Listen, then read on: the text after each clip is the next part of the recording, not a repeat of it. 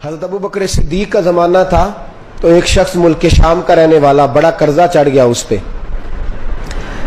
تو وہ حضرت ابو بکر صدیق کے پاس آیا، کہنے لگا آپ امیر بھی ہیں اور امیر بھی ہیں، دونوں باتیں ہیں۔ ایک امیر یہ ہے کہ مسلمانوں کے سربراہ ہیں، اور دوسرا اللہ نے آپ کو مال و دولت بھی عطا فرمایا ہے، تو میرے اوپر قرضہ چڑھ گیا ہے تو مہربانی فرمائے۔ وہ کہتا ہے حضرت صدیق اکبر نے میرا ہاتھ پکڑا، گھر کے اندر لے گئے، باہر سے دروازہ بڑا اعلیٰ تھا لیکن گھر کے اندر گیا تو چارپائی بھی کوئی نہیں تھی، کھجور کی چٹائیاں بچھی ہوئی تھی، کھجور کی چھال کی، اور وہ بھی پھٹی ہوئی۔ فرماتے سیدنا صدیق اکبر نے بٹھا لیا مجھے اور مجھے کہنے لگے یار تجھے ایک عجیب بات نہ بتاؤں؟ کہ بتائیے۔ فرمانے لگے 3 دن ہو گئے میں نے اناج کا دانہ بھی نہیں کھایا، کھجور کے اوپر گزارا کر لیتا ہوں میں، آج کل حالات میرے ٹھیک نہیں ہیں۔ لگا جی پھر میں کیا کروں؟ تو آپ فرمانے لگے تو عثمان غنی کے پاس جا۔ کس کے پاس؟ شخص کہنے لگا جی مجھے تو بہت سارے پیسے چاہیے۔ تو آپ نے فرمایا تیری سوچ وہاں ختم ہوتی ہے جہاں سے عثمان کی سخاوت شروع ہوتی ہے، تیری سوچ وہاں تو جو سوچتا ہے نا اتنے ملیں گے، تیری ختم ہوتی ہے سوچ جہاں سے عثمان کی سخاوت شروع ہوتی ہے، تو جا۔ کہنے لگا جی آپ کا نام لوں؟ فرمایا ضرورت ہی نہیں پڑے گی۔ کہا جی میں ذکر کروں گا کہ مجھے امیر المومنین نے بھیجا ہے۔ فرمایا ضرورت ہے، صرف اتنا تو جا کے بتانا کہ میں مقروض ہوں اور رسول اللہ کا نوکر ہوں صلی اللہ علیہ، اتنا بتانا کہ مسلمان ہوں، مصطفیٰ کا غلام، بس، اور کسی اضافے کی ضرورت۔ کہا جی وہ دلیل مانگیں گے؟ فرمایا عثمان خیرات کرتے تفتیشیں نہیں کرتا، عثمان اللہ کی راہ میں دیتے ہوئے تفتیشیں 10 روپے دینا اور 100 بات سنانا فقیر کو، تک تو نہیں نا، 10 روپے اور 100 قسم کے تانے نہ دے تو میاں چشم پوشی کر جا۔ تجھے کس نے اجازت دی ٹٹولنے کی، پھولنے کی اور کرودنے کی؟ یہ حال اگر تیرے ساتھ کیا جائے، رب اگر تجھے ٹٹول کے دے تو تیرا کیا بنے؟ رب کریم اگر تجھے ٹٹول کے دے کہ پہلے بتا نمازیں کتنی پڑھی ہیں، سویرے اٹھتا ہے کہ نہیں، تو تیرا کیا حال ہوگا؟ تو ٹٹولتا پھرتا ہے 10 روپے دینے کے لیے۔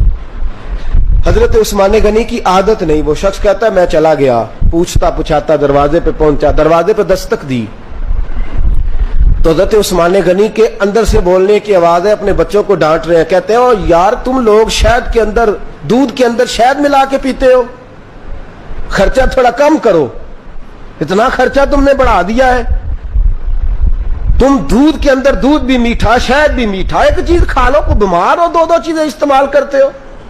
کہتے ہیں میں نے کہا ابو بکر تو بڑی باتیں بتا رہے تھے، اور اس قسم کے کئی واقعات حضرت عثمان غنی کے ساتھ ہوئے، وہ تو بڑی باتیں بتا رہے تھے، اور یہ آدمی دودھ شہد سے لڑائی کر رہا ہے اور مجھے کئی ہزار درہم چاہیے، دینار چاہیے، مجھے دے گا؟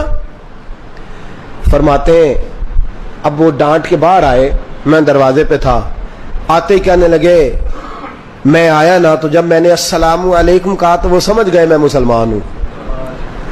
کہتے ہیں وعلیکم کہا تو پہلا جملہ انہوں نے جو بولا وہ ان کے بڑے پن کا مظاہرہ تھا۔ کہنے لگے بچوں کو ایک بات سمجھانی تھی، آنے میں مجھے 1.5-2 منٹ لگ گئے، تو دروازے پہ کھڑا رہا، مجھے معاف کر دینا۔ بڑے لوگوں کی بڑی باتیں، بڑے لوگوں کی بڑی باتیں، اتنا بڑا قد ہے اتنا بڑا اخلاق ہے۔ کہنے لگے تجھے ایک بات بچوں سے کرنے لگ گیا تھا، تجھے انتظار کرنا پڑا، ذرا درگزر کرنا۔ کہتے ہیں پھر انہوں نے دروازہ کھولا، جو اس وقت ان کا ماحول تھا حویلی کا، ڈرائنگ روم کا، جو بھی، مجھے بٹھایا۔ کہتے ہیں میرے لیے جو پہلی چیز آئی وہ دودھ کے اندر شہد ڈال کے وہ لائے۔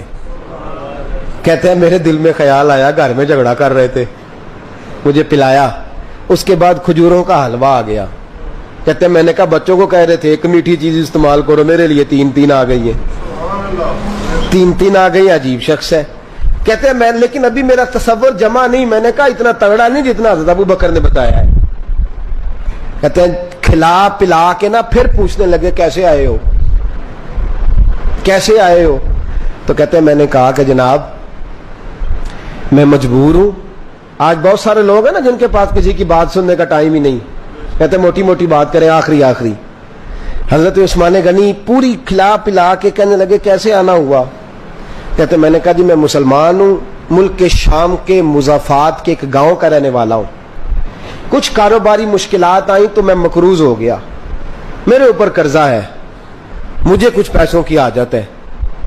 فرمانے لگے میں نے کچھ پیسے کہا, انہوں نے ایک آواز دی تو ان کا غلام آیا ایک اونٹ کے اوپر لدا ہوا سامان لے کے. کس کے اوپر؟